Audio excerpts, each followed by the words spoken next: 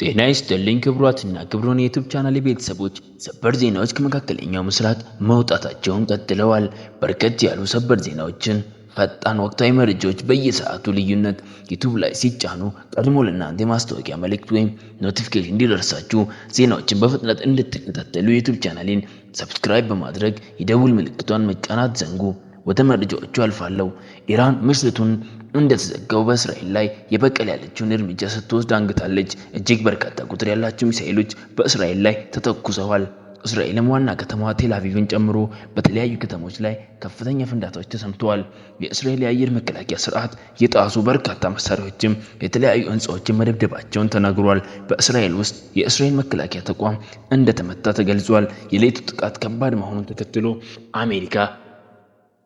የአሜሪካ መንግስት ጣልቃ መግባቱን ተገልጾ አሜሪካ መንግስትን በሰጠው ትዕዛዝ የአሜሪካ አየር መከላከያ ስርዓት ወደ እስራኤል ይወነጨፍ የነበረው ሚሳኤሎች በመምታት ሲያከሽፍ እንደነበር በይፋ በሰጠው መግለጫ እስራኤልን ለመታደግ አስፈላጊ በመሆኑ እና የኢራን ጥቃት እየበረታ በመምጣቱ አሜሪካ ይህንን ጥቃት ለማክሸፍ ሌሊቱን ጣልቃ ገብታ እንደነበርና እስራኤልን የመታደግ ስራ አሜሪካ ስትሰራ ማንጋቷን ገልጻለች። በሌላ በኩል እስራኤልም እንዲሁ በኢራን ላይ ጥቃት ስትሰነዝር ነው ያነጋቸው። ከዚህ ጋር በተገናኘ ሁለት የእስራኤል ተዋጊ አውሮፕላኖች በኢራን አየር መከላከያ ስርዓት መውደቃቸው የኢራን መንግስት አስታውቋል።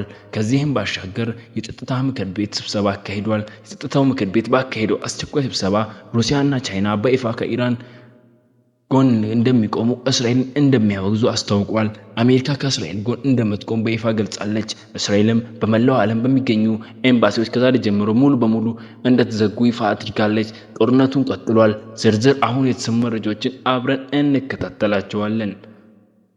ሰበር ዜና። መገናኛ ብዙሃን እንደሚገልጹት ከሆነ የዛሬው ሌሊት ለእስራኤል ከባድ ነበር። የኢራን እስላማዊ አብዮታዊ ጠባቂ ጓድ ቃል ኪዳን 3 ወይም ትሮፒሚስትሪ በሚል የተሰየመው የበቀል ጥቃት በእስራኤል ላይ ሲሰነዘር አድሯል። የበቀል ጥቃት መሰንዘሩ ይፋ ያደረገው መገናኛ ብዙሃኑ ጥቃቱ በእስራኤል በኢራን በኒውክሌርና ወታደራዊ ተቋማት ላይ ጥቃት ሰንዝራ የከፈተችውን ጦርነት ለመመከት በኢራን መንግስት የተወሰደ የመልሶ ማጥቃት የበቀል ጥቃት እንደሆነም የኢራን መንግስት አስታውቋል። የኢራን ጦር ኃይል ቃል አቀባይ ዛሬ ንጋቱን እንደገለጹት ከሆነ በዚህ ሌሊት የእስራኤል ምሽግ የናወጠ እውነተኛ ቃል ኪዳን 3 የተሰኘ ግዙፍ ዘመቻ አካሂደናልም።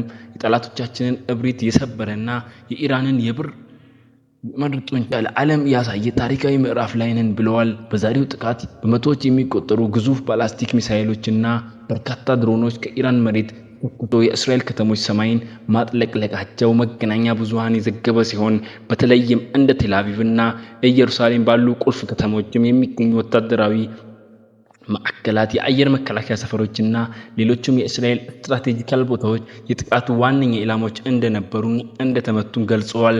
የኢራን መንግስት ሚዲያዎች እንደሚሉት ከሆነ ጥቃቱ በከፍተኛ ትክክለኛነቱ የታሰበበትን ኢላማ የመታነበት ነው ብለዋል። በእስራኤል በኩል ከፍተኛ ውድመት መከሰቱና የእስራኤል መከላከያ ኃይል ዋናው መስሪያ ቤትም እንደተመታ የሚገልጹ የመገናኛ ብዙሃን መረጃዎች ተሰምተዋል። በእስራኤል በተለይም በዋና መዲናዋ ቴል አቪቭ የሚገኙ የዓይን እማኞች ለምዕራባውያን መገናኛ የዜና ወኪሎች እንደተናገሩት ከሆነ የእስራኤል የተሰኘው የአየር መከላከያ ስርዓት የኢራን ግዙፍ ባላስቲክ ሚሳኤሎች ውርጅብኝ ለመመከት ሲታትር ታይቷል ብለዋል። ሆኖም ግን በርካታ ሚሳኤሎችን ከመከላከያው ስርዓት ሰው በማለት ኢላማዎቻቸውን ሲመቱ ታይቷል ተብሏል። የፍንዳታ ድምጾች የእስራኤልን ከተሞች ሲያናውጧቸው እንዳደሩና የእሳት ነበልባል ከየቦታው ሲቀጣጠል እንደታየም መገናኛ ብዙሃን ገልጸዋል። ጥቃቱ ይህን ዘገባ እስከተጠናከረበት ሰዓት ድረስ እንዳልቆመ የመገናኛ ብዙሃን የዘገበ ሲሆን የኢራን መንግስት እንዳለው የኢራን ህዝብ ክብርና ደህንነት የማይደራደር ቀይ መስመር ነው፣ ጠላቶቻችን ይህንን እንዲገነዘቡ እናደርጋለን ሲል ማስጠንቀቂያም ሰጥቷል። ትናንት ምሽት ጀምሮ የአሜሪካ መንግስት በተለይም በርካታ ጦር አውሮፕላኖችን ወደ እስራኤል በማስጠጋት እስራኤል ሌሊቱን ሲሰነዘርባት የሚችለውን ጥቃት ከባድ ስለሆነ ምናልባትም ከእስራኤል አቅም በላይ ከሆነ እስራኤልን ለማገዝ ላይ እሰማለሁ ያለው የአሜሪካ ጦር እንደሰጋ ሆኖ ኢራን የሰነዘረችው ጥቃት እጅግ በርካታ ቁጥር ያለውና አይነቱን መጠኑም የሰፋ በመሆኑ እስራኤል ሌሊቱን የአሜሪካ እርዳታን ጭምር አስፈልጓት እንደነበር መገናኛ ብዙሃን ዘግበዋል። ኢራን በእስራኤል ከተሞች ላይ የከፈተችውን የመልሶ ማጥቃት የሚያሳይ ጥቃት ለመመከት የአሜሪካ ጦር ኃይል ቁልፍ ሚና መጫወቱና ጥቃቱን በእስራኤል ላይ እየበረታ ሲሄድ የአሜሪካ መንግስት ለመከላከል መግባቱም ተነግሯል። በሁለቱ ሀገራት መካከል ለረጅም ጊዜ የዘለቀው ጸጥታ ስምምነት ምን ያህል አስፈሪ እንደሆነ ያሳየ ክስተት ነው ተብሏል። በዚህ ጥቃትም ምናልባት አሜሪካ ቀጥተኛ ተሳታፊ እንድትሆን ተሰክቷል። ትናንትና ምሽትና ዛሬ ንጋት ላይ ኢራን በእውነተኛ ቃል ኪዳን 3 በሚል ስያሜ በመቶዎች የሚቆጠሩ ባላስቲክ ሚሳኤሎችና ድሮኖችን በእስራኤል ላይ ባዘነችበት ጥቃት ወደ ቴል አቪቭ እና ሌሎችም ከተሞች የተተኮሱ ሚሳኤሎች አይረድ እና ዳዊት ወንጭፍ የተሰኘው የአየር መከላከያ ስርዓቶች